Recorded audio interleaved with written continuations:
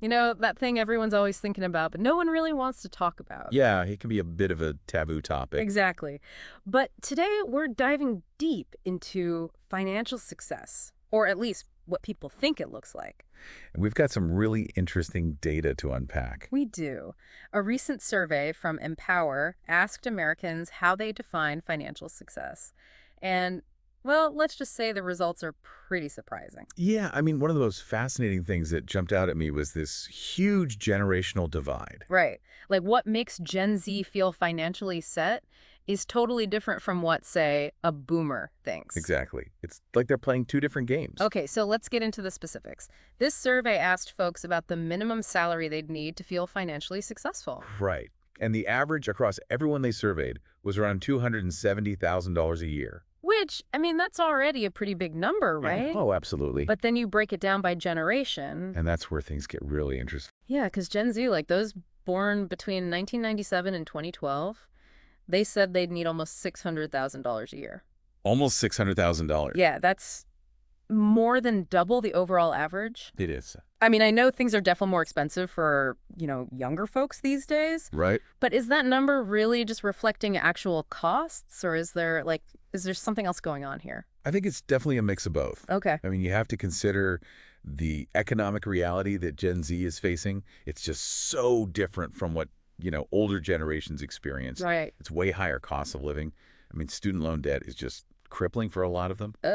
Yeah. And, the job market feels like anything but stable these days. So you Right. put all that together and, yeah, suddenly $100,000 doesn't go nearly as far as it used to. No, definitely not. And, you also have to think about things like the influence of social media. Oh, yeah. Gen Z has grown up, like completely immersed in this world of, curated wealth and success that they see on their phones all the time. Oh, absolutely. So it's easy to see how that could, like, really warp their perception of what's achievable or even, what they should be striving for. Yeah, it's almost like they're being sold this version of financial success that, might not even be real. Right. It's like a digital mirage of perfect lives and just endless wealth. Okay, so their expectations are being shaped by all of that. At least in part, yeah. That makes sense.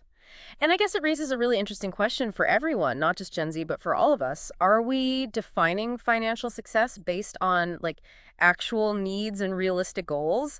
Or are we kind of letting ourselves get swept up in all this external pressure and, these unrealistic expectations? It's definitely something to think about. It is. It's easy to get caught up in the comparison game Oh, yeah. and lose sight of what really matters. Okay, so we talked about Gen Z. Where do boomers fall on all of this? Well, they were kind of at the opposite end of the spectrum. They said they could achieve financial success on a salary of just under $100,000 a year. Okay, so almost a six-fold difference from Gen Z.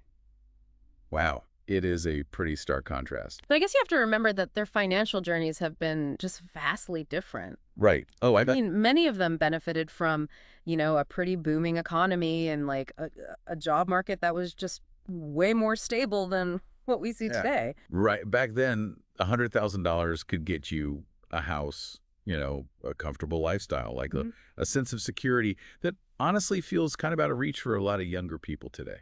It's true. Okay, so it sounds like we're not just talking about different numbers here. We're talking about completely different realities and expectations. I'm curious, before we go any further, where do you fall on all of this? What salary would make you feel financially successful? Ooh, that's a good question. Yeah, take a moment, everyone, and really think about that. It's a question worth pondering because it forces you to define what success actually means to you. And it might not just be about a dollar amount. Exactly. And speaking of defining success, this survey also asked about net worth targets. And that's where things get even more interesting. Oh, yeah. Are we talking millions here? Millions indeed. But before we jump into that, I think it's important to clarify that net worth and salary are two different things. Okay, yeah. Explain it. So net worth is more like a snapshot of your overall financial health. Okay. It's all your assets, like your savings, investments, property, minus any debts you might have. Right. Okay, so it's not just about how much you're earning, but how you're managing and growing your money over time. Precisely. And when it comes to net worth targets, well, the generational divide gets even bigger. So remember how Gen Z said they needed almost $600,000 a year in salary to feel good? Yeah. Well, get this. When asked about net worth, their target number was $9.5 million. 9.5 million. Whoa. That's ambitious to say the least. What's going on there? What's making them think that way? It's a really big number, right? I Yeah. mean, I think part of it might be tied to their long-term financial goals. Okay. Like we're seeing this huge trend, especially with younger folks, towards this idea of financial independence Yeah. and like retiring early. Oh yeah. Fire, right. Yeah, exactly. Financial independence, retire early. Yep. So ditching the 9 to 5 way before the traditional retirement age Right. and having enough money to like do whatever they want, Yeah. pursue their passions. But to do that, you need a pretty big nest egg. Yeah, that makes sense. If you're like aiming to retire early and basically live off your investments, you're going to need a whole lot more than, just a couple $100,000. Right, exactly. But 9.5 million still feels like, I don't know, kind of crazy. It's a huge number. And I think it's important to, remember that this is just a target, right? Right. It doesn't necessarily mean it's realistic or even achievable for everyone. Yeah. And, again, we have to consider the whole social media thing. Right. Those perfectly curated lives, that sort of effortless wealth that's like all over our feeds, it can really distort, what people see as normal. Totally. So it's not just about needing enough to, retire early. It's also about keeping up with the, what is it, the digital Joneses? Yeah, pretty much. It's so easy to fall into that trap. Oh, absolutely. Like comparing yourself to others and feeling like you're not doing enough or you're not where you're supposed to be. Especially when you're comparing yourself to, a highly curated and probably unrealistic version of reality. Yeah, for sure. It's like we're all playing this game, but with like totally different rule books. Right. Okay, but before we get too deep into the psychology of it all, let's talk about the other generations. What were their like net worth goals? Did they have similar, ambitious targets? Well, nobody quite reached that $9.5 million mark that Gen Z did, Okay. but there is definitely a trend here. Okay. So boomers were aiming for just over 1 million. Oh. Gen X was a bit higher, more like 5 million plus. Okay. And millennials were somewhere in between. So each generation is like raising the bar. What's going on there? Why?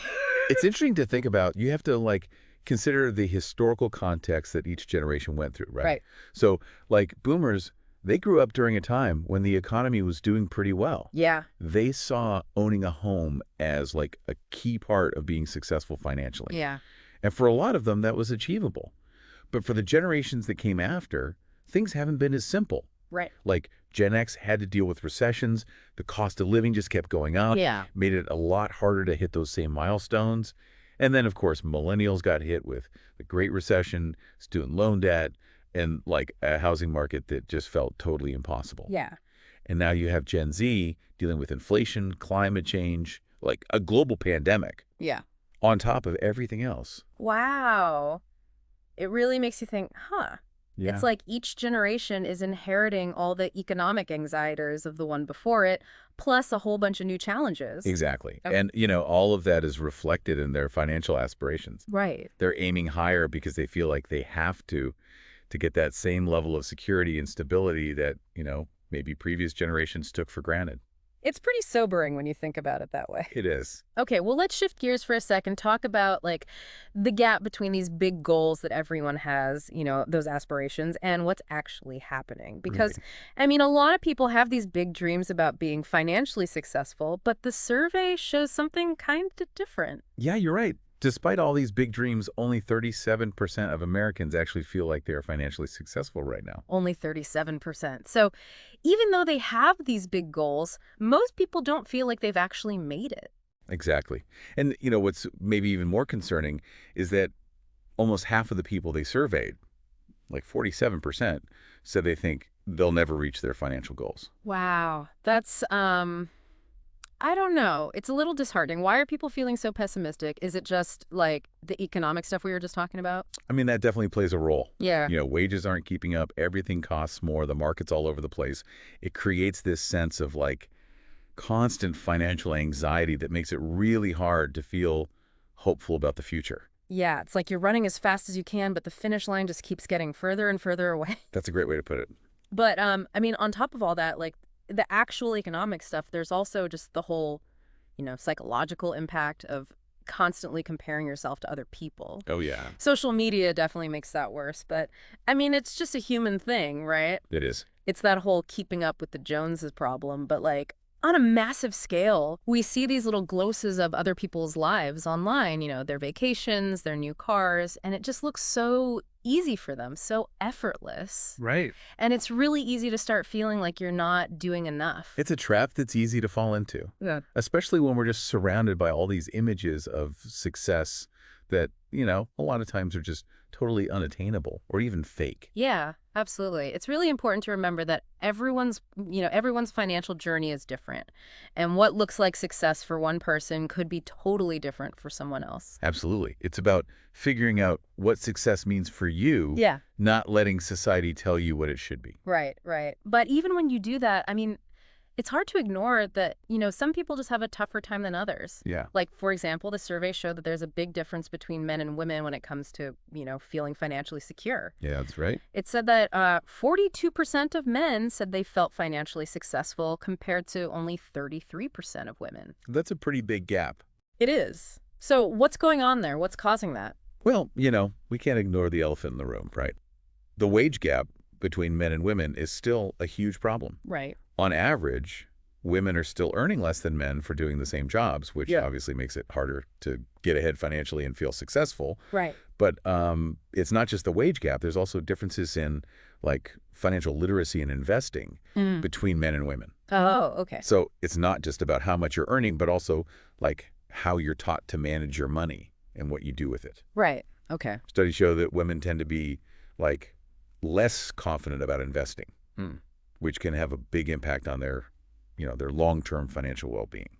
So it's not just about, fighting for equal pay. It's also about empowering women to like take charge of their money and feel confident in their ability to manage it. Absolutely. Financial literacy is so important for everyone, but especially for women who, face unique challenges in this crazy economic landscape we're all living in. Yeah. It's kind of wild, right? Like you start off talking about financial success and you end up down this rabbit hole of like generational differences and economic anxiety. Yeah, it's pretty complex. It is. But okay, we covered a lot in this deep dive. We did. Started off, talking about those kind of shocking differences between how, different generations view financial success. Right. And how that's not just about age, but about like the whole economic and social world that each generation has lived through.